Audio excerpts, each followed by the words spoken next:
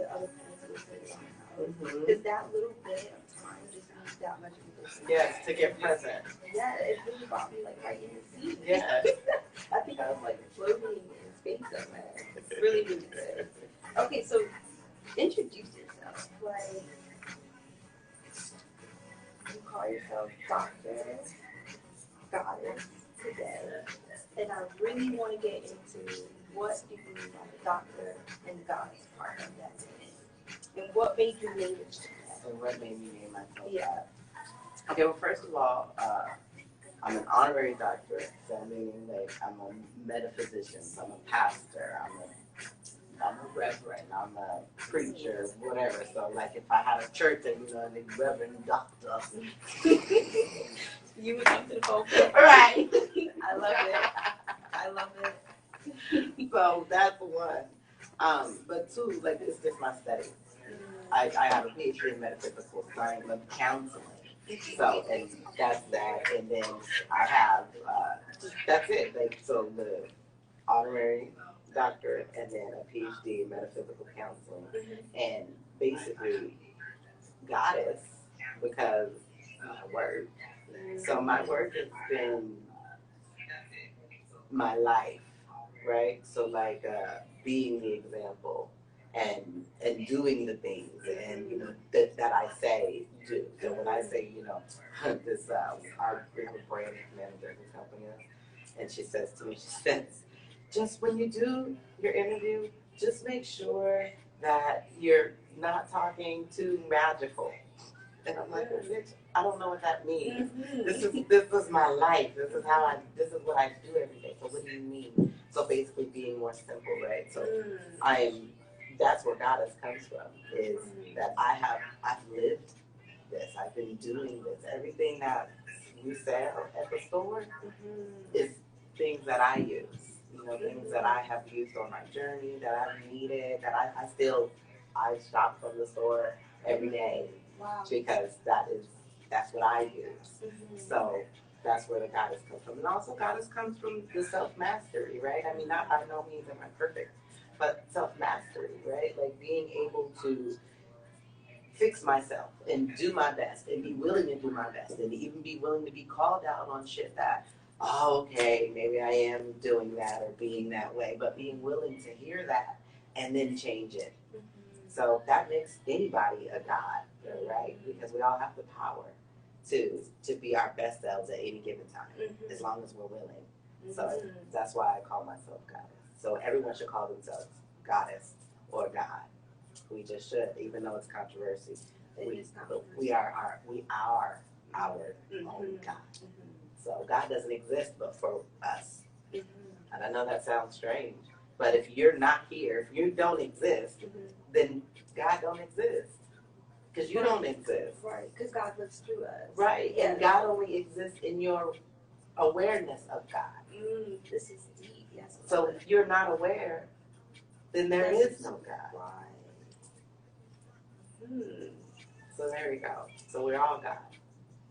Right. So I like the way you did your name, though, because you honored every aspect of who you are. Of who I am, right? In your name. And I feel like that's the point of a name, is to represent you. And you did that very, very beautifully. Oh, well, thank you. Well, Qadesh. Yes. Qadesh means goddess of sacred sex and fertility and manifestation. So my job, that name was given to me. I did not make the name up, and I did not decide that was going to be my name. I was going on a walk. I was just doing some work, because I'm always doing some work. I always gotta get better, right? But I'm in the mountains, because I'm from Colorado. So I'm in the mountains, and I'm on this walk, and just, God is so funny sometimes, because I had just got this cute ass bra, and it was a little too big though, but I just got this really cute bra. It was so cute though. It was right. It was purple. It was that OEM. And I'm just walking, and I'm praying. I'm in this space, and God tells me, leave your bra here. And I'm like, really? Yeah, leave your bra here. Leave it in the tree. But I just got this bra. And it's cute. It is cute. Leave the damn bra. Okay, I'm going to leave the bra. And so I leave the bra, I keep walking, and then Qadesh. Qadesh. What the fuck is a Qadesh? Don't know what that means. But I go on about my business. And I leave. A couple of nights later, I'm in my office because I used to be a therapist. And I'm in my office and I'm working on something, and Mom's working on some shit. And I'm like, let me look up Qadesh, because what the fuck does that mean? So I go look up Qadesh, and one I get sacred whore, and Qadesh being spelled with a K.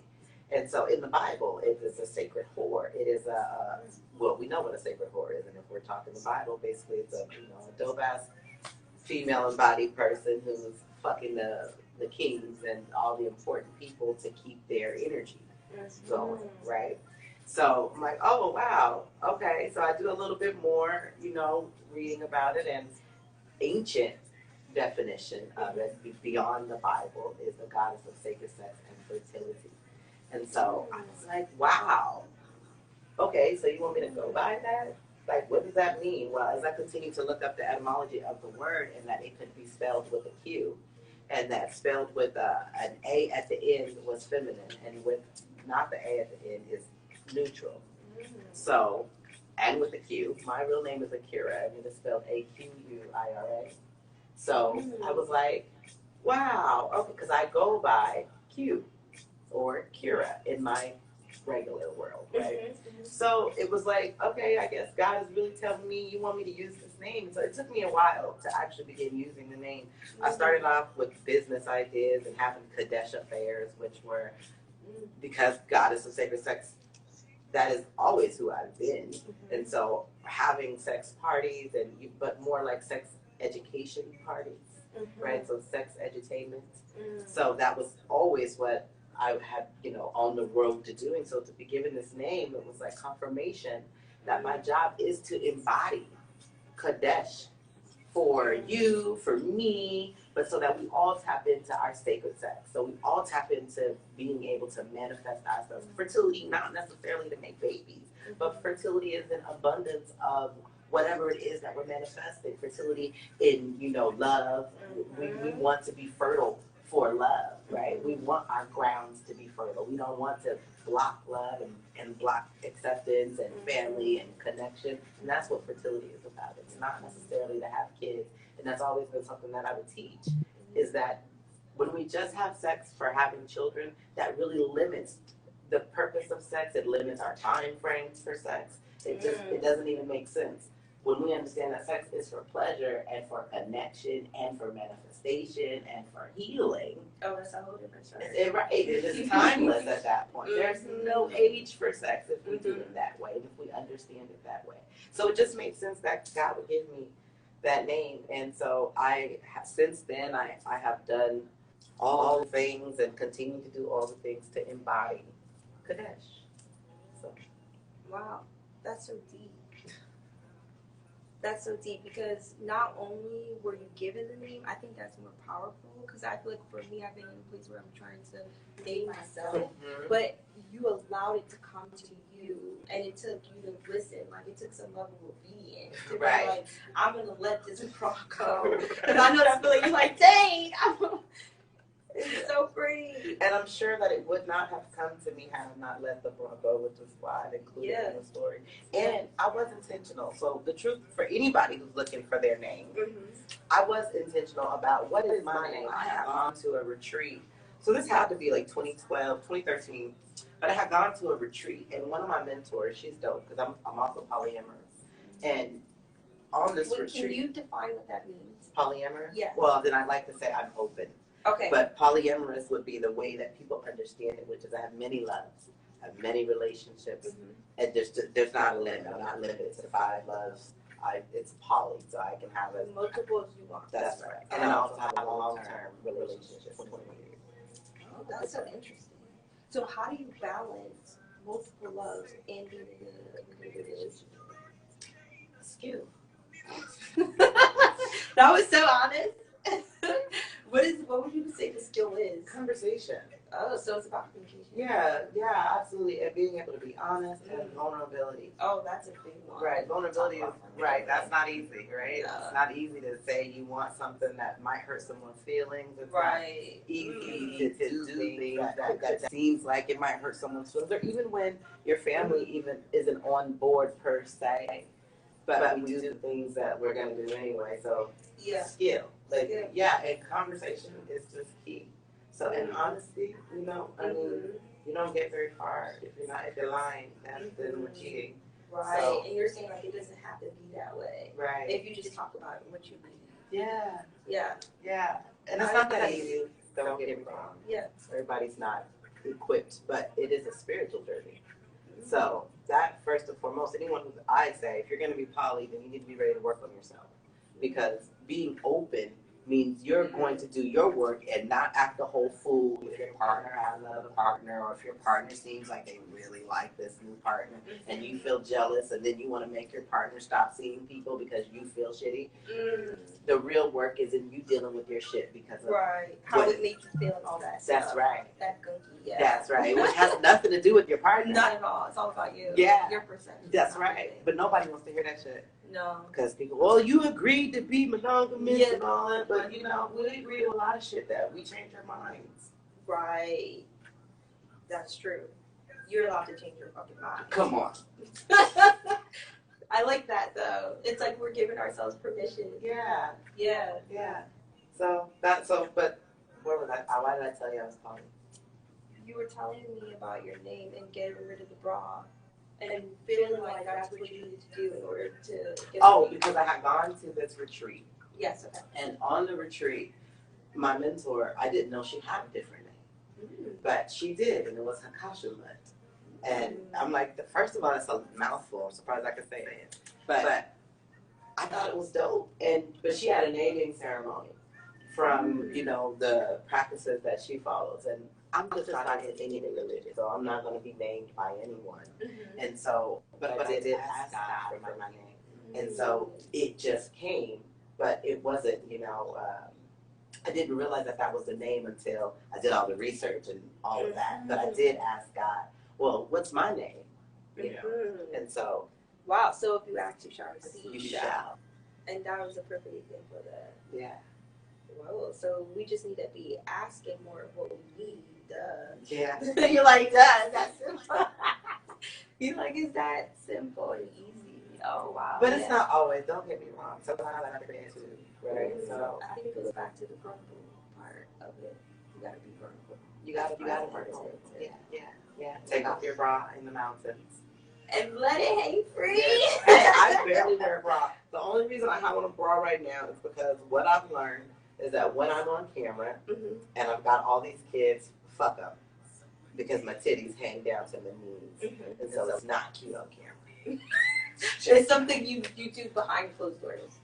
No. Like in your privacy. No. I don't wear a bra. You come in here, I'm not going to have a bra.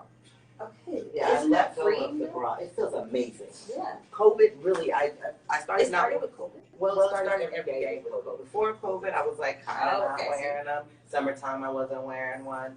But now when COVID came, I was like, well, fuck it. I'm never wearing a bra again. But I want to look cute on camera. No, I definitely get it. And I'm glad that you considered that, because you're like, look, I know I'm free, but still, you gotta like really. Oh man.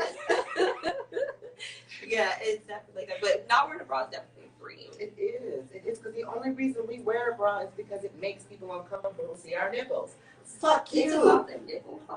It's about right. But that's why they call it free the nipple. Oh, you're young.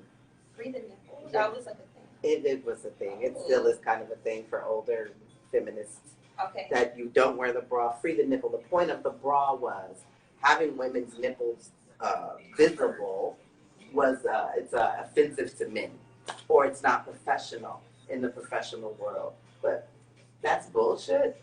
And it's back, you know, we live in a capitalistic society that is based off of masculinity and fake masculinity, right? So don't get a nigga's dick hard and forbid he kind of likes you, and now this is against the law. You know, it is our job as women to control men's dicks. So wear a bra. Well, you guys heard it here first. But fuck that. I think it's great. I think men should learn how to have a hard dick without not having to acting do on it. something about it. Exactly. Yeah, And like- the more of us who take off our bra can train men. So that's how you do the training going. That is. You know, I do feel like we need to train them. I know that sounds kind of harsh, It's but not harsh. it starts We're with mother. us. Exactly. Yes. But people don't want to go there. Mm-mm. But I'm happy you want to go there. Yes, So let's go. there. Yeah.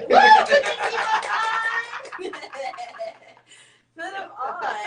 But no, seriously, I feel like it all starts with us as women because we're training them to be men. Yes. We're not doing a really good job. No, we're not. No. We're but then not. we blame the man. We for do. How he is. Why? I think because, and some women are going to hate me, but I love y'all. But I think it's because we get lazy. I think it's because we don't necessarily want to do our own work all the time. Mm-hmm. And we want to put it on what you said you would do. Mm-hmm. And because we do live in this toxic masculinity society that says the man leads. And this fake idea of him leading is where we get really mixed up at. And so, first of all, we need to stop trying to be white. It's just not us. And so when I say this, I'm talking about black women. Because in a black family, the woman is it is a matriarch. The woman is in charge. When we can really see that, woman is in charge. And when woman is in charge, she sets the stage for what's going to go down. How the house is being ran, what the kids are going to do, what we're going to even believe if we're going to church or if we're not going to church. And then what we have done is watched a lot of TV that said that the man is in charge. And really, you know, I feel sorry for white women sometimes. I know, oh my God, I'm lying. No, we have Because they don't, this is not the same for them. They have a little bit of say so, but they have the master, right? This is just the way it is. This is America. How we black people were slaves, white people were the master. This is the idea that we have, right? So here's master, and he says what goes in the house. And so your white woman, she didn't get a lot of choice. Black women were feeding her babies. I know. She did not get a lot of choice, but that is not the truth for the black woman. So we kind of embody their belief and kind of try to in our household. That's and right. That's It backfires. It Yeah, backfires. that's where we are now. Yeah. Oh wow, you just explained that disconnection that I was having between slavery and now, and like what were we doing before we started embodying their ideas? Their ideas, right? Well, we were matriarch. Right, and that's why you go into these guises and you embodying that name. Yes. Whoa, it just went full circle. That's really deep though. So, okay, let's go back to training the men.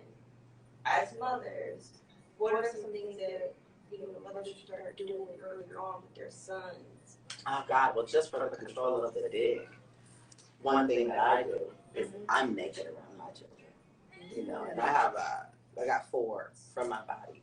But my one, he's really, really funny. So he says, Mom, isn't it funny how I'm 13 and you could just be naked around me? And I'm like, yes, I want you to not be misconfused about what the female body looks like. Don't get it twisted. We're full of stretch marks and saggy titties, especially if we breastfeed. So I don't want you having a concept of a perfect body that you can see in porn and on TV, right? Number 1. Number 2, just because you might feel aroused doesn't mean something has to happen. And that we can teach our children just by not trying to cover up all the time. Let our sons be like, oh God, mom's naked. That's okay. That's not going to kill anyone. My oldest son, he's the one of the naked Sundays. And I'm like, Where everyone does it? Yes. Wow. Did you follow? I did. If you want to get naked, yo. Yeah. You know, but I'm always naked. So it's naked every day for me. So that's first and foremost is not body shot, not body shaming in the house. Everybody being able to just be yourself. Free. Yes. Yeah. Yes, that's very, very important. I think if we can start just from there, that little bit of freedom of not having to cover up all the time. Yeah, like the nipples. Like the nipples. Yeah. Just So, letting it be. that's one. That's very bold of you. Yeah. You know that, right? To be naked? But yeah, in front of your kids. I guess so. But they, like I said, I breastfed every one No, of them. but I think what it says is that you're so beyond societal norms that you have completely like disconnected, and you truly are connected to what matters, which is that principle of raising like strong men. Like for you to say that, that's really in tune right there. Okay, well, thank you. I appreciate it. Yeah, you're welcome.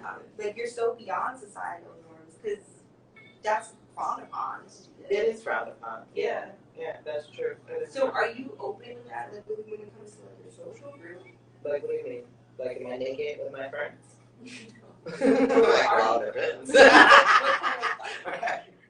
Like when you started to embody these principles, because they're so like not seen as societal norms, right? How did the people around you take that? You know, I'm a little, always been different. I'm that person who's always been different. So people don't really say much to me. They accept it. They do. You know, I guess I've had people say, girl, you naked with them kids? And I'm like, yeah, they're fine, right? And they need to see what they've done to these titties. It's because of you. One time my son walks in the room, he says, Mom, I need a favor. And so I lifted up my shirt. Oh my God. I have favors. That's a good one. You got favors of God. Right. Wow, that's neat though. Okay, so you were talking about being naked in front of boys, controlling the dick. What's the next thing? Well, I really think that is one of the most important things, because that's where the disconnect is with men and women, especially black men and women. You know, when we that's just so much. I'm gonna just come back and I'm gonna just say, controlling their dicks and teaching them how to honor the pleasure of a goddess. So, you know, my oldest son, when he was in middle school, he got suspended because he had got caught. This little girl gave him head. And my rule is she better have wanted to do it and she better like it. If she doesn't want it, then you're wrong. And she better be having fun. If she's not having fun, then you're wrong. So when he had sex, he says, Mom, she liked it. Good. Because if she doesn't, like, you need to make sure that this is not, you're going to come. Boys are going to come. Unless they're jacking off way too much and they got their dick numb. If that's you, relax. Other than that, they're going to come. But if they're not patient with whatever woman that they're with, then she may not have an orgasm. And it is your responsibility to make sure that she is feeling good. If she's not feeling good, you're failing. You get up. So, and for the girls, I tell my daughters, if it doesn't feel good, bitch, you better get up. Because what are we doing this for? So, if men can honor the pleasure of a goddess, the pleasure of a woman, then he's winning. So one, he can control his dick. Two, he cares about a woman's pleasure. Now, if he's all grown up, hopefully, right? This is just my theory. I know my son be a little bit of an asshole, but he's still, you know. The theory is behind this is that he can be a decent guy. Like, men are not bad. They have bad behaviors and they have bad habits. But men are not bad. They haven't been taught. So we can really teach him pleasure a woman. Open her door, that shit's minimal. Right? But what about rubbing her head, rubbing her feet? Or what about being, you know, being very gracious when she does cook for you or she does do something for you? You know, those things. How do you say thank you to her? So if we can teach them that at a young age, when they get older, then they're not such assholes. And I guess there's a lot of single parents and all that, but not really. Like, bitches, y'all chose to be single parents a lot of the times. You pick up nothing ass nigga who you knew wasn't gonna do nothing, and then now you're raising the baby by yourself. You better speak on that. So that's not his fault. You better speak on that. So you gotta speak on that. they're gonna get me. They're gonna call me Kevin Samuels. I love it there. No, we need to talk about that. I think that's the biggest issue in our community, that we're not being so honest, woman to woman. Yeah, like we're not taking responsibility. No, oh my God, it's so terrible. There's no accountability. Yeah. But then when we see people like Kevin Samuels, we're like, oh, it's men like him, and we try to do that all over again. Right. And we end up looking more stupid. No, you know, one of the things that I think is the truth about women in general, but black women for black women. Yeah. Is that when we're not willing to self-reflect and do the internal work, all we do find ourselves doing is blaming men. And when you're not willing to work on yourself and you still getting with men and having sex and then you decide to have his baby and you knew he wasn't gonna be, like, you couldn't get this nigga on the phone for that night. Like why did you think you were going to be able to have him help you take care of a baby that he didn't want? Right. So it's like, that is what we're not doing. We're not being fair to ourselves, and we're not being fair to these men who we decide we're gonna have a baby with, even though he doesn't want a baby. So that's a whole other thing now. So we have to do a correction then. We will have to do a correction so people can be pissed off at me. No, I'm willing to go there too. Okay. So it'll be like a us thing, part 2. So stay tuned. Right. Because that's a whole other thing that can get long. Yeah, it can. This is so deep, but I think it ties into like the man and women dynamic. It does. And raising the boys. This is beautiful. I'm really enjoying this. Well, thank you. Yeah, it just went deep. This is what we said before, though. I wanted it to go deep, but you took it deep and kind of broke down a lot of like social issues. Yeah. And I think this is a big part of like where we are and all of that. It is with everything. Just everything is right. 2020 just highlighted a lot of different things. I think it's just time for us to do some healing, you know, and especially, you know, black women are healing themselves. They are. And, you know, black men are beginning to, but one thing I noticed that we're doing is leaving our black men out. You know, we're like, well, you better work on yourself. I'm doing all of my work to get myself together. Then you need to work on yourself. And that's where we're wrong. We just are, because if we're matriarch, then he can't do it by himself. Right, he needs us. He needs us. Right, that's very true. And there's a lot of us in comparison to him. So he also might need more than one of us. Which he's shown us that over and over again, that he needs more than one of us. Right, because you can't fulfill all of him by yourself. No. And that's why I think we tend to be trained. Yes, because we're trying to do all the things. Yeah, it's too much. It is. And actually, shout out to that, because I've been trying to do all the things and had to lay my ass down because I didn't feel good. Like, now I can tell that it's a cold, but for a whole week, just body hurting because I've been working too much and trying to get too much done. Like, bitch, lay down. So we can't do all of the things. But if we can be willing to support our man in his healing, because he's got a lot of to heal from too. If we could be willing to do that and be willing to do our own work, so that just because we've been working with him, but he might need someone else now, we don't need to take that shit personal. Like, let him do what he needs to do to heal. And you need to do what you need to do to heal. And trying to be monogamous and own genitals is what keeps us in a disconnected position, especially as black women. You know, I really can't speak for white women all the time because I'm not a white woman. Yeah. But for us as black women, we should know better. We're matriarch. Your mama was in charge.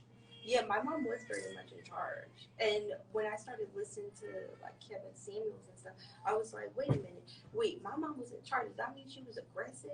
But in some way she was aggressive, because it's like this idea that you have to be so soft as a woman. So how then do you balance leading the house but doing it from like a feminine energy versus a masculine energy? Because I've seen my mom kind of do both. Right. But she ran that shit. She was like, this bill is due on this day. This is what's going on, da da da. And she gave my dad the rundown. He would just sit there and be like, okay, this is what I need to do. And he would just go do it. And that's how he leads. That is how he leads. He goes out and gets the shit done. Exactly. That's his job. Exactly. So we miss out on that when we try to mimic what white people do. Yeah. Because that's not what we do. It's just it's not us. I think that started happening, and you can correct me if I'm wrong, if during like the feminist movement, because then they were the ones fighting for. Uh-oh. Your phone went off. Oh, is it? It's okay. Okay. Let's just. It's okay? Yeah. Okay. Thank you, though. The feminist movement. That was their issue. That wasn't our issue. We have never been. We were never in that situation. Okay, let me tell you. So I was watching Suffragette. Ooh, what's that? Right, it was some shit on Netflix. Now I don't normally watch things, but I love movies.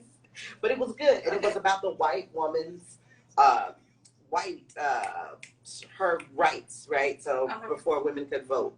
And like what they were doing, you know, like to get this right to vote, because women weren't considered people, right? Just like black people, right? Exactly. So that's been the fight really this whole time, and like white women been trying to get their personhood just like black people. So, but black women, that's not even our story. That don't even. So I've been saying I want to do more research and learn a little bit more about what was the black woman doing at that same time, because she had to take care of her kids, she had to take care of your kids. What was she actually going through? Because it wasn't that she was looking for a vote. No, she didn't give a fuck about the vote. He wasn't worried about a vote. She just wanted her man to be able to not get killed when he went out. Exactly. So I just think it's a different story. So and it's because it's a different story, I think we as black people, I try not to always do this black and white thing, but it is a thing. But we as black people need to understand who we really are and not who we've been conditioned to be. You know, we do have PTSD, post-traumatic slave disorder. Like we do have that, and I think if we can begin to understand what that looks like for real, like even the God that you're praying to, you know, pay attention to what was given to you, and then make good choices off of that. But what are we mimicking? And does that really even work for us? Because we've gotten so lost that we don't even really commune. Like one of the things that I'm grateful and proud of in our family is that we are a big blended family. Oh my God, stop that. We live in an 8-bedroom house with a bunch of motherfuckers, but I mean, it's all my children and my partner, and you know, but that's what we do, is we are living together, because that's what works for us.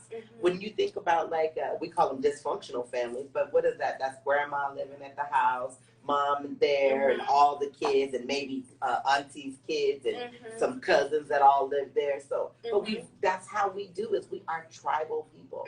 We are community people. And I think we need to remember that. And we need to be able to go back to that. I think that's one of the reasons why I love what we're doing here at Fyre Wata, is the community. You know, like, everyone don't know we're here yet, but one of the things that we do the most is like reaching out to the community. Come in here and get connected to yourself. Get to know who you are and what you like. Who is God to you and for you? Because that is what we've lost. That we've been given baby white Jesus to praise, but really, who is it that, which is really inside of us, that we need to get connected back to? How are we praying to a white Jesus, but we black? How is that the same as God being in us? So that means in us we're all white. You know that, and that there's a book called The Pedagogy of the Oppressed, and it was something I had to read in college. But one of the things about that book was the idea that we don't even realize how oppressed we are, and the fact that when we read a book or read, you know, certain literature, we automatically see white. Right. So that's deep. Yeah. So if we can just even begin to tap back into God being ourselves, then everything we think about, it won't be that way. It won't be just because I'm reading this literature and you gave no description, I'm still going to think this person is white. But that's because I'm thinking God is white. And I'm thinking God inside of me is white. God in the sky is white. Little baby white Jesus at Christmas time. Like, it's so whitewashed. It's so whitewashed. And that's just not the truth of it. So I think if we can begin to connect back to ourselves, then that's another step, right? Like to divinity, I guess. Yeah. Okay. I love that, because it's so true. Even when you were talking about the community, that's why I'm so big on community. I love community. I just feel like that's what helps us thrive. Yes. And I think back to, because you're talking a lot about family dynamics, so I'm comparing like what you're saying to my family dynamics. And that's how it was though. Like my mom ran the house, and she always had like an elder there, and the elder would always like take us to school. They were cooking for us, and she would like work, and he would work, and then they would spend family time. But there was always like someone there To help with the kids. To help. Yes. It was always somebody. Yes. And she utilized them, and then we ended up moving away, and it's like that was lost. And think about it. When you're growing up, I don't know how old are you? 27. Okay. So I don't know if you learned this in school, but when I was in school, we learned family dynamics, right? And what was the ideal family dynamic? The nucleus family, the nuclear family, right? Yes, you're right. They used to put that on a pedestal. Yes. Yes, you're very right. But that's not how we were. No. That's how they were. That's how they were, and that's how that's how they're trying to have conditioned us to be. Yes. Wow. It's like you can see how it affects us financially. Yes. But then when you talk more about the family dynamics, this is the area that people don't really talk about. So we just went really deep. I hope you guys had like your pencils and your pens, because I know I was taking mental notes the whole time because we went there. Yeah. Wow. Yeah, but don't shoot me. No, don't shoot her, because we'll end up, we don't want this to go the other way. Just start making threats out here. Okay, don't do me like that. No, but you're stating facts right now, and I think that is also a big part of what you're saying is for reading, because you mentioned a lot of books that you've read. So, like, where would you say your top 2 books are that really helped you fix it? I know, is that right? Yeah, bitch, I sleep with books. You do? That's how much you love them. No, I can relate to that. I really can. Yes, I sleep with books. I carry books around in my backpack and learn through osmosis. Like, I'm a lover of books. Books give me orgasms. Like, if I get to a book section, especially at the thrift store, and there's just like a bunch of old dope-ass books, I'm like, the ones you can't really find anywhere. Yes. The older the better. Yes, yeah, I love books. So. They just have so much more value. They do. I don't know. It's just something about an older good book. Yes. When you know it's been kind of used just a little. Yes. You like this book got little pages. Yes. Oh my God. All right. You got to pick 2. What would it be? 2. Yeah, that you would say like right now, just like go buy this book if you. Well, it ain't shit on what we talking about. What would be a book? Oh God, bitch, I don't know. Okay, well, maybe you come back. Yeah, let me think about that. Look, I'm looking at our library here because that's a lot of our favorite books. Those are personal books, but mostly rebels because my bitch ass is so selfish. I'm like, you're not trying to share. No. I don't blame you though. All my books are still at home in a bin. Like, I'm not gonna do that. Right, but look, we have this. So. Meanwhile. Okay, you know what? Yeah, I got one. Let's see if it's even up here. Okay. But it's my most favorite. Yes. Now you can tell it's my favorite because it's all ate up. Ooh, astrology. It is, and I'll tell you why that's my favorite book. One, I bought that for everybody in my circle who I love. I did that and The Secret. I bought, so I guess maybe I would say The Secret. But this book, because I believe in astrology, and it is so powerful. Like, one, the reason why astrology is so powerful is because we're using the earth, the universe. So how can, we can trust the universe. So if the universe, and this shit is static, right? Like for hundreds of thousands of years, like this has been studied, and we have kept these same ideas. So, so this is what I use because I like to study myself. If I can know myself, then I can know all that I need to know because I know myself. So this book actually goes through your whole natal chart and gives you a rundown of yourself. And there's some hard things in there, which I like. It's unconscious and conscious behaviors. And so I really like that. But this is a book that has changed. I read this book probably in a day. Oh shit. Yeah, like I stayed up all night, in and the day. I did. It was because it was so good for me. Oh, And then I just go back and forth. Oh wait, what is this? Look at that. Oh wow. That boy was looking for that. Well, now you know where it is. Right. What page was that? Oh, this is a really good book. But that is one of my favorite books because being able to just go in and decide if this is true about me. That's what astrology does. Yeah, you kind of went at it from curiosity. That's right. That's right. And so, I mean, because of that, I read this probably about 10, 12 years ago. Wow. So this was like the start. That was, well, yeah, like, not the That's start. not the start. Okay, you were already in. Yeah, I was already. If I say what the start was probably the start of me being awake to the whole religion thing was college, and it was taking one African American studies course, and it was African American literature, and reading what slaves had written, and reading these different stories really just woke me up differently. Like it it made me get angry. Like, like what the fuck are we doing? And two, I'm like, well, how come no one else has what is wrong with y'all? So that was probably the beginning. And then, as you know, because I grew up in church. My grandparents' last name is Church. So like church was real shit for me. And letting go of church is really what began to wake me up. And then I read The Secret when that first came out, right? That was like a whole big thing. And then I bought that for everybody. That was before that book. But I bought The Secret for all the kids in my house because it was so basic and simple. And it was like, look at this. So that was probably my other book that I would say. But it was just because it was so simple as to religion is bullshit. And it's really about your mind. I was already in school for psychology, so that already made sense to me. So really, it was like my last hurrah of letting go of religion and stepping into me and understanding me. Like, especially if I can understand that we've been given this religion. Like, black people weren't allowed to get married as slaves, and now we're all running to get married. Like, what the fuck, So, but we're so asleep. And I understand, we've been beaten into submission. Like, you beat a motherfucker 50 times and tell him his name is goddamn Toby.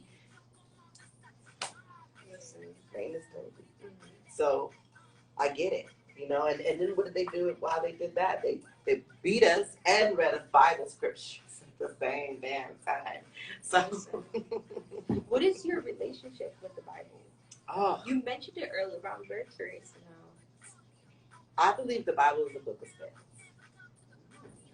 And I think if we can use it as such, then we can win. If we can look at that book as a tool for, not for living, because it's real construed, but a tool for creating and manifesting, then that makes good sense to me. But it's not a history book in my eyes.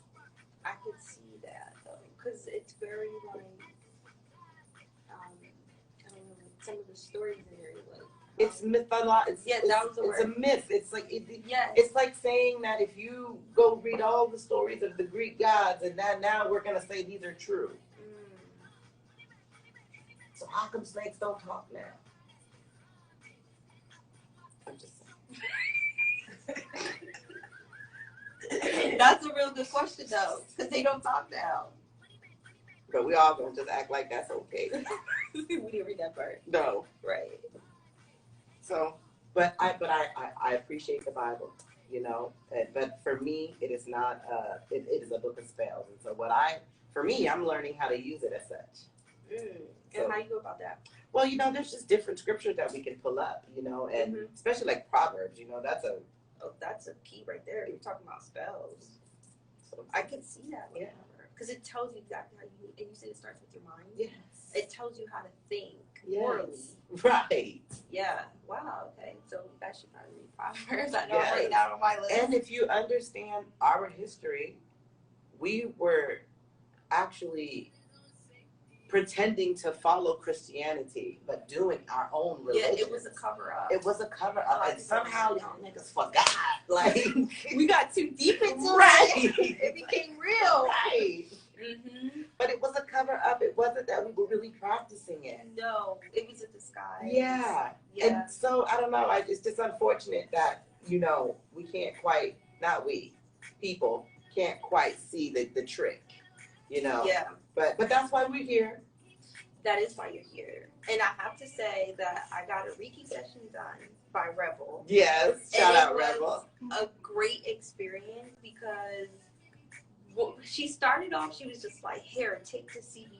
And I was like, oh my gosh, I never experienced this already. Right, before your Reiki session. Only at Fyre Wata do you get the smoke before your session. Oh my God, that was like the perfect touch because I felt so grounded. Yes. And then she takes me to the back, and I'm like exploring because it's a lot going on, but it all ties in together. Just different elements to look at. Yes. But she gave me a reading, and we did the Reiki, and she played like African. It wasn't that like spa shit or none of that. It was like real. I feel like I was connected to like my ancestors. That touch right there is phenomenal. And the whole session, I feel like afterwards, I gained so much clarity. That's what you said. And things that she was saying, I was hearing like confirmation in different ways. Yeah. So if you guys need a Reiki session, you guys need to come with Fyre Wata because, baby, we don't. And it ain't just Reiki. Like, we do something that we made up. So we stay making shit up. But we do tantriki, which is a blend. So that's why it's so effective. Where we utilize sensual energy along with your light energy. I love the sensual. Yes. I love that. Yeah. Because I want to tap more into that, and I'm starting that journey, but like you're like advanced. And you like advanced this shit. So I'm dying to hear like that side of the sensuality too, and the power of sensuality. Because why focus on that? Why? Why is that so important? Because sensual is the sensuality that helps to create. Remember, I'm the goddess of sacred sex, right? So boom, this is why I'm like, oh, this is why you're hearing the name. But it is sensual feelings that help us to create and connect and heal. And so a lot of times that gets lost when you get Reiki sessions, when you massage, anything that is professional per se. We leave out sexuality. We leave out sensual feelings. You know, we don't. It's not okay for dicks to get hard, right? So back to that. So what we like to do is include, like, it's all right if your dick gets hard when I'm giving you a session, because we're doing this session for intentional reasons. So if your dick happens to get hard, or if you happen to get wet, that's great, because that energy is going to activate whatever it is that you're manifesting or creating or healing from. Because remember, that energy makes babies. So it does more than just make babies. It heals us. It changes us. So if we can begin to use it outside of just making babies, then we can see how it works for us. So when we use that in a Reiki session, like for you, for instance, it helps you to create. It helps you to like plant the seed and nurture the seed, because that's what you're doing when you're creating, when you're manifesting. You're using sensual energy already. You know how when people, I don't know, it's in a movie and I can't think of what movie it is, but it's like it feels so good when you're idealing with someone. Y'all are throwing ideas back and forth. Yes. But you get a little horny. Because that is creative energy. Those are creative juices. Like it feels like, I've heard, men say, I want this so bad, my dick is hard. But they're creating. That is the ultimate point. Yes, and I love that you focus on the creation of it, because when we're having sex and we don't include that, oh my God, it's not the same. It's not the same. It is almost meaningless. Yes, and that's why you ask, like, was you enjoying it? Right. Because in order to enjoy it, you kind of have to be in that space. You do. Woo! I love it. So, okay, are you, like, what's your, because you mentioned tantric. So how deep are you into tantric?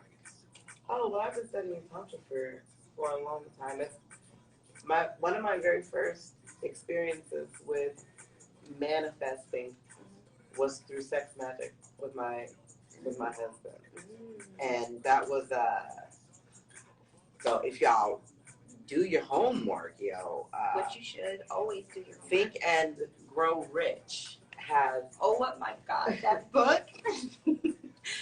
I just got my hands on that book. Oh, good. And it's like. Yeah, well, there's a whole sex section. Yeah, I seen that, and I got really excited. I can't wait to read that part. Yes, because he doesn't leave out the fact that sexual energy is creative energy. Exactly. Yeah. And we shame it. But if you think about it from a slave master point of view, right. Of course it needs to be shamed, because if people are feeling good sexually and creating whatever the fuck they want sexually, then we're not obeying the master. So it's like they literally break that from you. They take that from you. Yes. Wow. And not just blacks either, though. You think about it, that's been taken from everyone. Right. It has. Yeah, it has. But the way that as a community for us. Yeah, it's not okay. No, that's beyond. Yeah.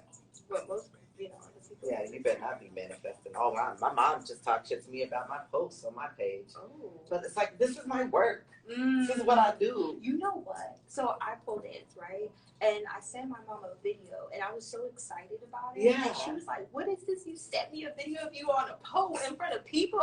There was nobody there. It was a class.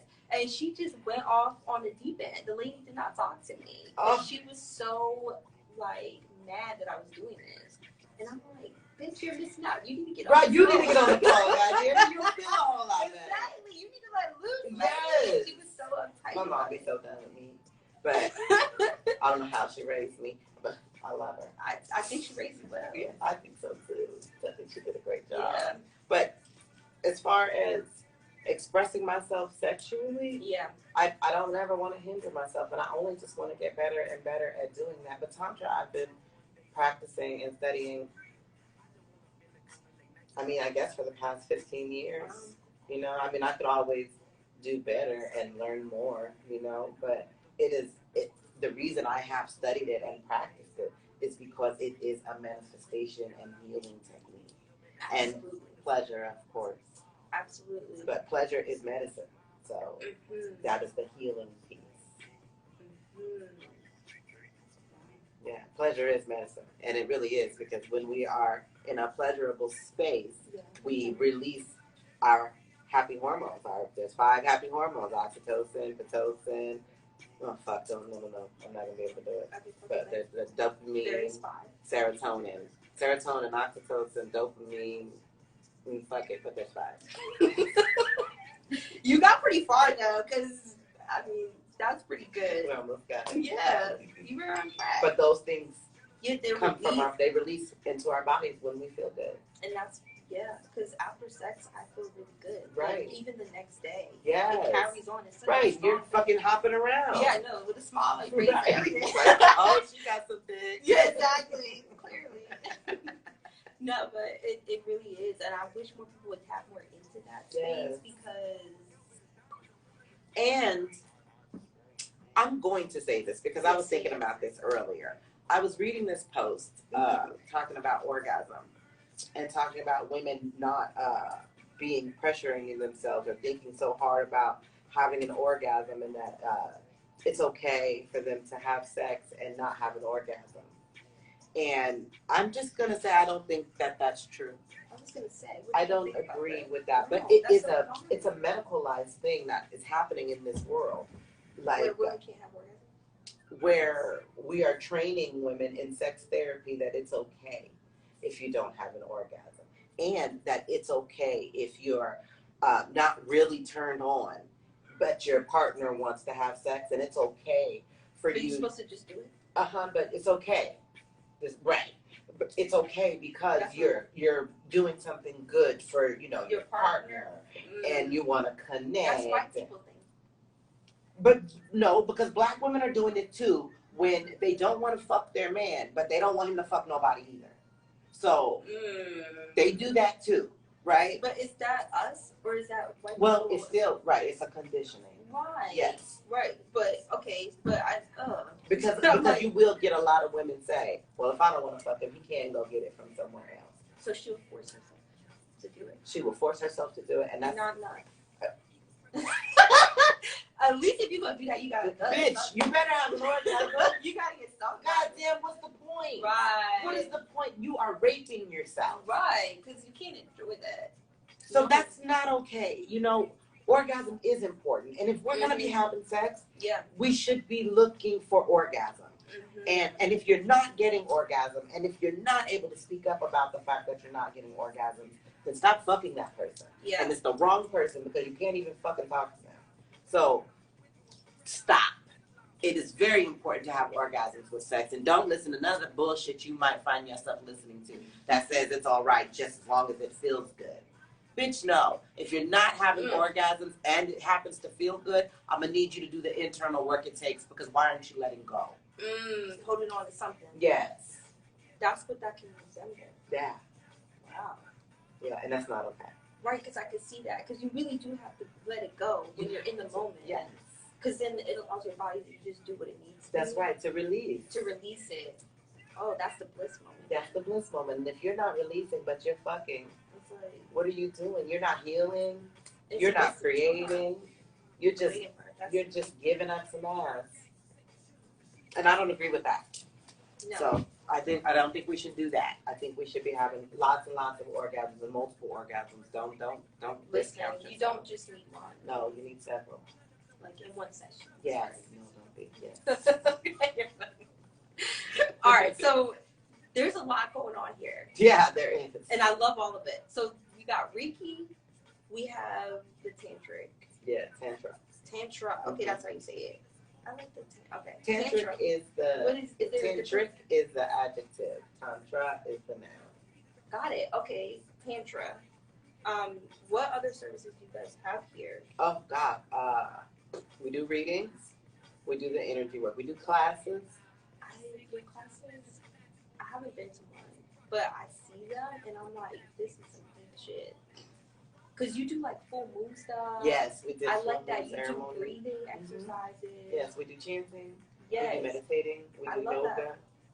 I love that because I feel like you kind of have, not kind of, but you do have a wellness perspective. Yeah. So, okay, you mentioned earlier the metaphysical and the wellness part. Explain that more. So we're metaphysical wellness, and I made that up. That's something that came with creating fire and water. But metaphysical wellness is the use of all the elements of the earth to heal, to connect, to manifest. But that's what we do anyway, is we use everything. So we use herbs, we use crystals, we use oils, we use, like all the shits. We use waste beads. And they sell all of these things in their store too, by the way. Yes, we sell all the things that we use. And CBD is the earth element. Crystals are the earth element. Your herbs are your earth elements. Your fire would be like your candles. Okay, so like using all of these things, bringing in all of these things to connect to self. So when we're saying wellness, wellness is always about self. So it's using all of these things to get back connected to self, to heal self. Like you can light, like we lit this candle. The intention I set for this candle was, this is yellow, so it's for the courage. And like to just, because we're doing this to shine, right? Oh, I like that. Yeah, so just, yes, very intentional. We should always be intentional. Yeah. Even if we don't tell other people. You don't have to. But this is a fire element. So using the element, when we burn the sage, this smoke. So let's go, it's going to be earth and air and fire when we burn sage. That's the reason why it's so bright. Yes. Why it's grounding. Yes. So it's using these elements to connect to ourselves and to get better. Right. That's the ultimate point. And metaphysical wellness is also like, it's the urban church, right? Like you can come in here on a Sunday or a Thursday and do yoga or do meditation, and we're going to smoke. It's 420 friendly, so you're going to smoke CBD, you're going to smoke cannabis, you're going to smoke, but you can't smoke no nicotine unless it's a blunt. But, but you got to get it first. That's right. That's right. But we're going to smoke, and then we're going to breathe. Because ultimately, that's what church is missing. Church don't have no CBD. So, church say, you got to just deal with this shit and pray to Jesus. We got CBD for your ass because that's going to help you with anxiety. Mm-hmm. And then you can get to praying to Jesus. Mm-hmm. Because if you are so anxious, when you get to praying, you're not praying, you're begging. Mm-hmm. And that is not prayer. That's not what we need. No. No, we're supposed to be tapped in to self, not begging self. We don't need to beg ourselves. Right. We don't need to beg God. Ooh, you got to talk more about. Oh, we have to do part 2 because I'm like, dang, I love the conversation about how to actually pray to manifest, and that's like right going down that alley. Yeah. But the CBD route. Right. Right. So CBD helps get you grounded though, and get you back into alignment. And I like to smoke, so that's why I love CBD. So I like my THC too. Do not get me wrong. That is my choice. It's the THC, but helps you to get grounded. So when we can use these things to tap back into ourselves, that is what metaphysical wellness is. It's just using these things that are already of the earth and that we're probably already using, but being intentional about it.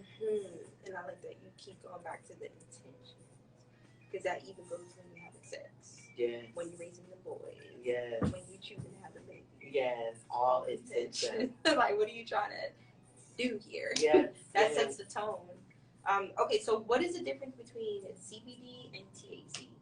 Getting high. That is the difference. That's the difference. That is the difference. You don't get high with CBD. You get right though. You do. You get right, but you won't. But if you're looking for that, you want to be a little cloudy, or like for me, when I get high, it's this cloud I like to get my way out of. Like I love that part of being high. Yeah. So you don't get that with CBD. Like CBD would be like, oh fuck, did I smoke? Like, let me hit it again. Right. I gotta try one more time. Right. So you're not gonna get high. So you would be mad at me if you thought you was gonna get high off CBD. But we have really good CBD. You do. And so quality. Yes, it's good. So you think you high, but you're not. And you do think you're high. You do, because you're like, wait, I'm feeling so good. Right. Am I high? But then you're like, nah, I'm not. Not high. I'm actually clear. That's what he said. Right. You do be clear. You're though. clear. Yeah. Because that's what CBD helps you do. It helps you get aligned. So it helps you give that space between going off and not going off. Right? Like when someone irritates you, you can be like, that's true. You can think twice about that shit. Yeah. Like, all right, I'm not even mad. So, right. You thought. Right. Right. But that's what CBD is. And THC is more like fuck it all. Right? Like, fuck it. Like, I'm going to smoke, and guess what? I don't care. Whatever happens, happens. Right. Not in my end. Right. But CBD is more like, I can choose if I'm going to care about this or not. Yeah. But THC is like, you're just not going to. Like, fuck it. This is the reason why I'm going to just smoke this motherfucking blunt, and I don't care. And that's for several things, though, too, right? Like, I can smoke a blunt and be like, all right, I'm going to smoke before I have to go do this thing that makes me nervous. And now I don't care, so I can do this thing that makes me nervous. Exactly. So that's the difference. But that's why I love my THC, because it's still needed.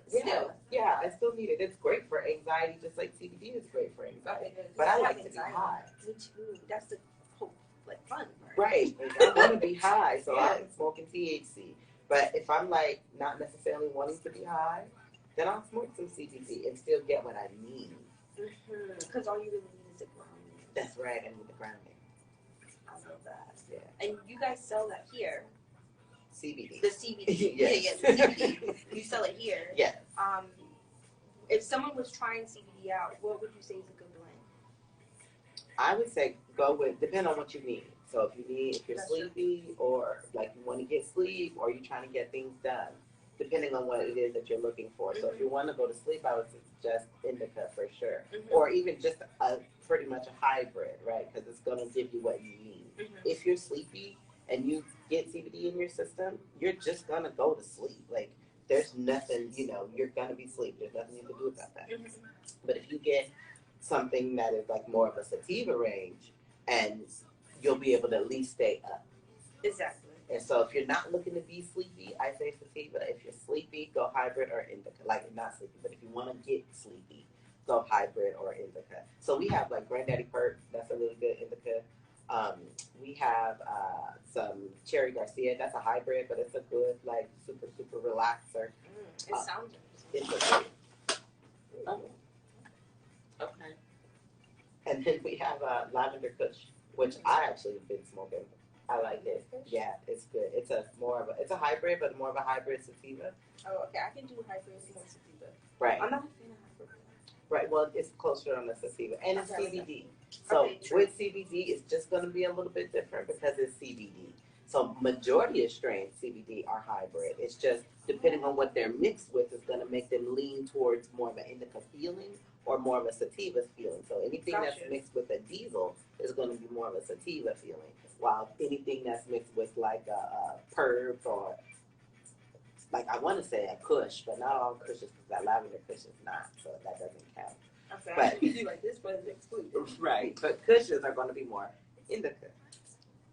But they're all going to While be the doctor has hybrid. spoken, Yeah. because you know your shit. Like, you know your shit. I'm a cannabis advocate. I've been dealing in the cannabis field for a long time. I had a cannabis business when I was in Colorado. So, Makes sense. yeah, absolutely. But I like that you know your shit, because I've gone to CBD places before I started coming here, and I would ask them questions like this, and they wouldn't have no clue. They don't know. They don't know, and I'm like, how does it make you feel? Is it this? Is it that? They're like, oh, I don't know, but you should try it. Like, you want to get? They basically looking at me like, you gonna buy it or not? Okay. I'm like, I have questions here. No, that's why we are metaphysical wellness, though, Yes. because you can come in here and ask questions. You can come in here and ask questions about CBD. You can come in and ask questions about meditating or prayer, or about how to light your candles, or about how to use the sage, or how to use that rose of Jericho. Like, what does this mean? Like, that's what we're here for. Is we are here to help you figure out you. You know, like, and the best way for you. Like, everybody's answer isn't even the same. Like, so because I'm just gonna help you individually. That's what our job is. So we're here to educate. So we're not here to tell you, oh, I don't know, just go try it. Yeah, and I like that aspect of it. I think that's so important. That way we know what we're doing. Right. We're just not doing just to do something. Right. Attention. Yes. I like it. Going back to that. Yeah. Okay, my one other question with CBD and THC is how can we use it to connect spiritually? And do you have any other like psychedelics that you like for spiritual connection? Well, the way we can use CBD is because just pay attention to, if you're a smoker, think about even your cigarettes or your Black and Mild. When you smoke, well, I'm just going to, if you're a smoker, okay. When you smoke, you tend to sit. Okay. And when you sit, even if it's for a few minutes, you get to connect back to yourself.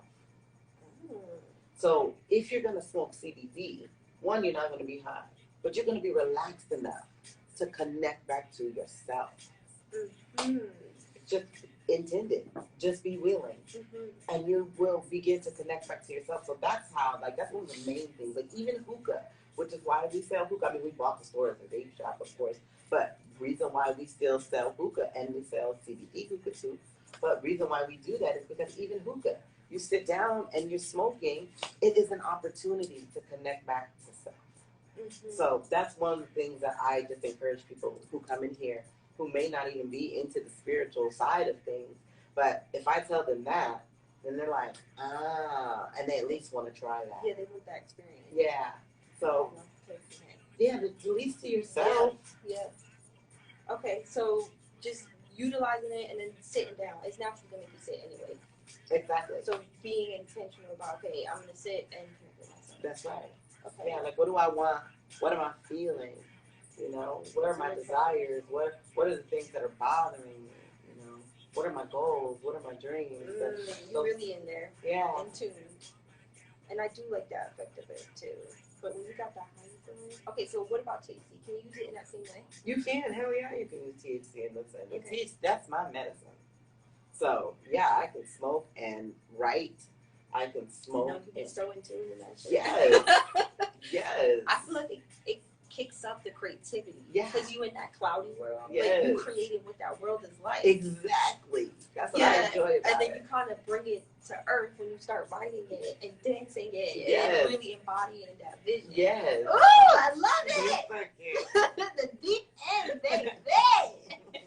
Told y'all to put your seatbelts on. I hope y'all ready. No, but that's okay. So what about other psychedelics? So, well, I mean, I love mushrooms. I do too. I do. I love mushrooms, and I have found that microdosing has been like. What? So microdosing has really helped me just connect to myself, but in a present way. Can you define what Microdosing is? It's like a half a gram to a gram at a time. Like, you know, maybe per, you know, a day or whatever, just depending on, you know, how you're going to take in your shrooms. But just a half a gram to a gram, not much more than that. And allowing that to kind of just feel into your body and just where your mind goes and where your understandings go and your perspectives. Like when you microdose on shrooms, it's like things just get a little clearer, you know? So that and listening to yourself. That's me. And listening to yourself. That's what happens when you microdose, I believe. For my own self, is I can hear myself better. Okay. I like that. I started microdosing and then we took like a bigger quantity. And I felt okay, but I was very nauseous. Oh, yeah. And I did not Did you eat them raw? Yeah. I should have cooked them. No, I mean, if you just ate them just to... Yeah, and then I put it in a smoothie one time after that, and it's still like... I hate the taste. Oh, it's nasty. I'm always... That's me too. Okay, good. I'm not gonna lie. Because I really do all that, and then I'm like, it kind of ruins it for me. Right. But I like it in the edible. Have you tried that? Well, yeah. So, and I just got a book because I'm gonna make me some edibles. Oh, I'm your girl. Please let me know. I'm a book whore. I'll be right here getting that because right. That is a whole nother level than smoking. Yes. But it's not something I could do all the time. No, you can't shroom all the time. No. Especially not a big dose. Bitch, where you going? Nowhere. You're not accomplishing none of them. No. Oh man, that's true though. Yeah, definitely not all the time. But every once in a while you break off that piece of chocolate. Yeah. And you just experience life on one other level. Yeah, you do. You do. And you can listen to yourself. So if you, next time, just try listening. The very first time I had a shroom ceremony,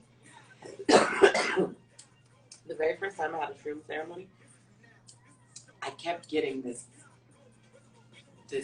you know, instruction was, you are the shaman. And I'm in here with a shaman. I'm like, what do you mean? You know? Oh, you did it with shaman? I did. But I kept being told, you are the shaman. You are the shaman.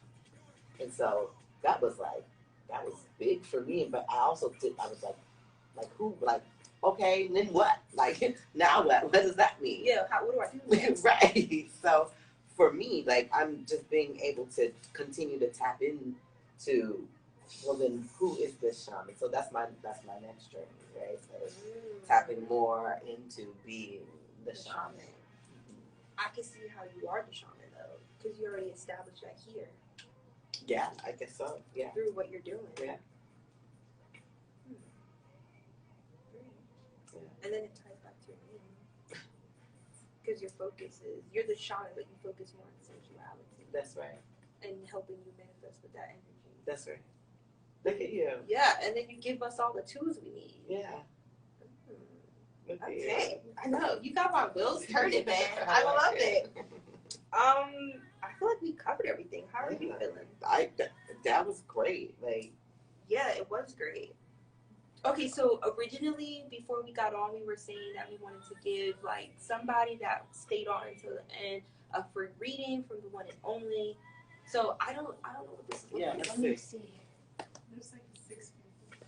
Okay, if you would like a free reading. Ooh, let's just do a reading. You want to just do one, like a general one? Yeah. Oh, I like that idea. Let's just do one for the people, what they can leave here with, what they can work on.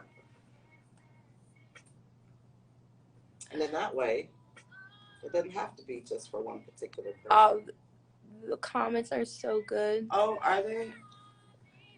Someone said, "Won't give him my pussy. Can't have none." Exactly. Keep it in your pants.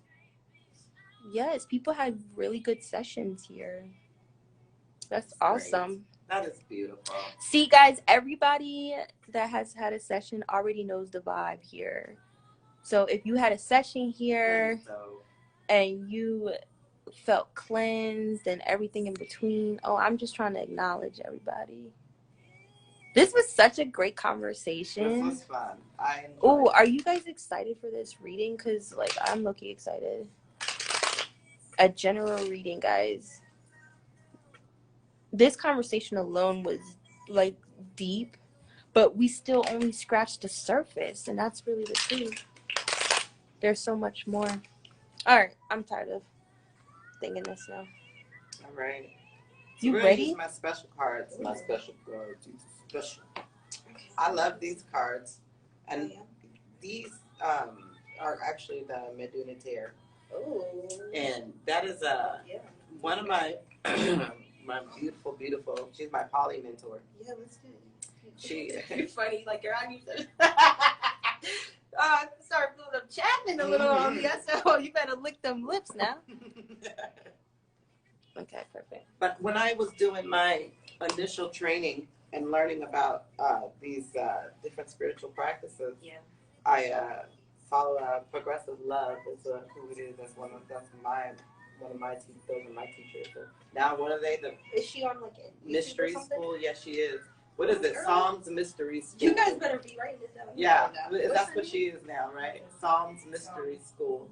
So that's or Progressive Love Academy, even you could go to. She teaches so many things about being spiritual with your poly.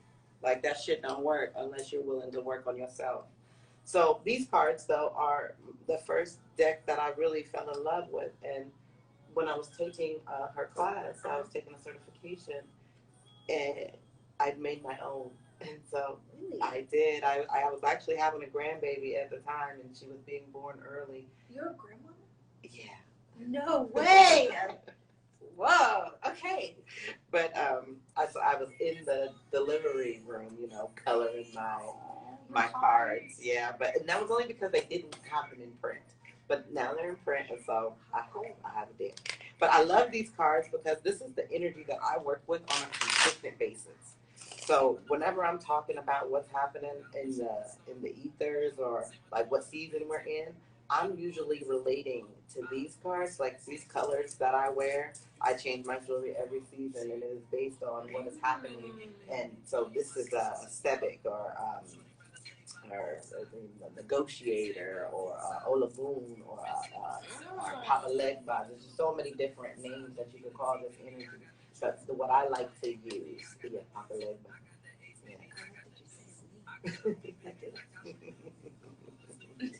You know Papa Legba is? Oh, yeah. And we're in that time right now. We're in that energy right now of Papa Legba.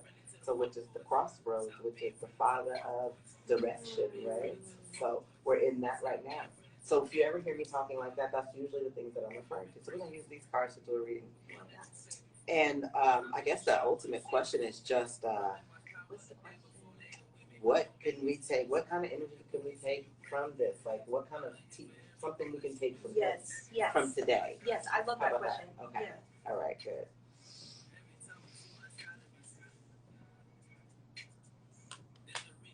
Oh. So this is my aunt. And she is the law. Oh, all right. I like these cards. Yeah, I love these cards. These are my favorite. So my aunt is always about weighing your heart and your words, right? She is law. So, and that is like law of morality, law of principle, law of balance. That is what my aunt is all about. And so this is Wachet. And Wachet is about the hot, fiery energy that we have access to in regards to our manifesting. And so these two cards together are saying, y'all need to do some sort of ritual in regards to weighing your heart and your words, your balance, law. We talked a lot about law today, really. We did. Senses, right? Yeah. So this is really everybody's instruction is to figure out what is yours. What is your law? What is your, like, what is it for you? Like, I'm telling you the way I have interpreted history and the way I've interpreted, you know, masculine and feminine and what we should be doing for our sons. But this is for you to figure out, like, are you doing right by your kids? Or, like, weigh your shit. Are you doing right by the men in your life? Like, what is that? What is that way for you? So that's what this is saying is, Well, do something. Yeah. That hit right here. Yeah.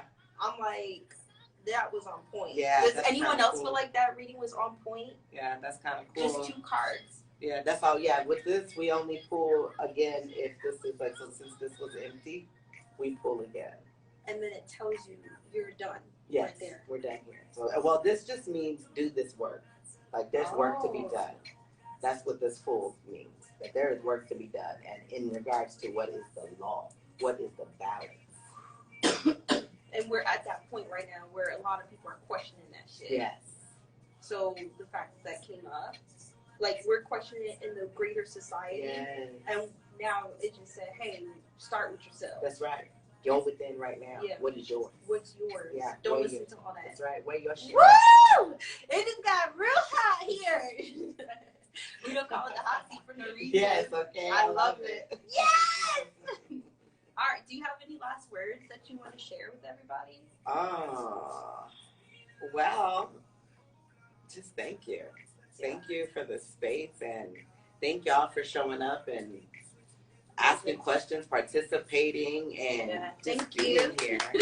And yeah, thank you to our audience, Rebel. I know, thank you. You guys like really helped us get it And together. They like, wait a minute. They're like, we tired. Okay, all right. But it was fun. Yeah, it was fun. It was fun. And It was you said that earlier. Let's make it fun and utilize the time. I think you did a really good job doing it.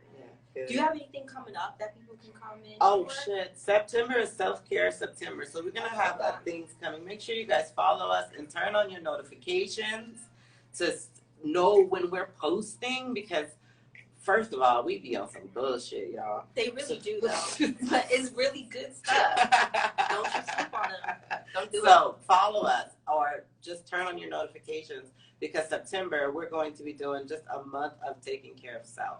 Like, that's so important. We're about to hit harvest season, which is now it's a new year, and we got to get clear on what the fuck is going on for next year. How do we love on ourselves, celebrate ourselves, and begin to move on for what's coming next. So September is a month of doing those things. And we're also going to be doing a self-care fair. Ooh. So that's going to be at the end of September. So just make sure you follow us and just come by and see us. Come get a reading. Come get some energy work. Just come say hi. Give us a hug. I love it. I love it. And also, I'm going to put a commercial in. We also have an event. I want you to be there. You have to come. And even if you could talk, it's about sensuality. Oh. Unleashing our inner goddess. So this is like right up your alley. And we'll have dancers there. So boys or girls or both? They'll be girls. Okay. But they'll be doing pole dancing. Oh, pole dancing. And chair dancing. And then we have a phenomenal hoop. You know the hoop lyra? Yes. So it's a little bit of everything. I want to be there. You have to be there. Yes. I'm nominating you. Yes. And you can even talk about why sensuality is so important, because that's the whole theme of the event. I would love to. And then we'll teach you a little dance that you can, get in a mirror. Oh my God. And there's vendors there. Like, Yeah. girl. But maybe you could bring your CBD We too. would love to bring the CBD. You should bring your CBD. We will. Yeah, We're and that there. way. When is it? September 18th. Was it? Mark your calendars. It's a September party. 18th. Yes. I'm so excited. Thank Yes, you so me much, too. guys. We love you so freaking much.